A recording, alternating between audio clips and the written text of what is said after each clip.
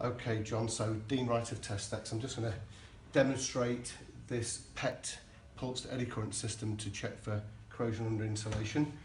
So we've got a test piece here where we've got a section of carbon steel plate with a cutout which replicates corrosion. We've got some insulation which is replicated by this MDF cover and a stainless steel cover on top of that. Essentially that is your insulated lagged line or plate on a vessel.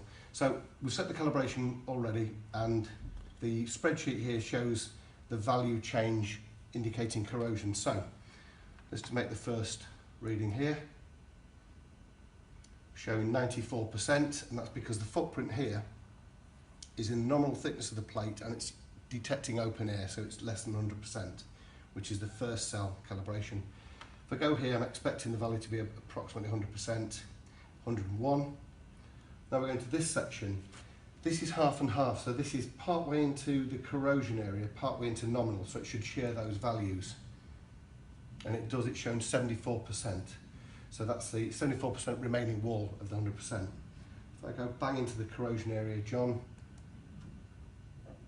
there we go, it's gone red. See, the cell's gone red, 65% remaining wall, which is what the actual corrosion value is there. Move this along slightly again. Again, it's part way in the corrosion area, part way out, so it's showing a 78%, that shared value. Now we're back into nominal thickness again. This should be nearer 100 again, and it is, it's bang on 100. And if we go right to the end, again, it's sharing nominal thickness and it's detecting open air again, and it's going a lower value. And that's how it works. It's a screening tool, so it screens for corrosion, and the idea then is that draws you into that location and you can validate it.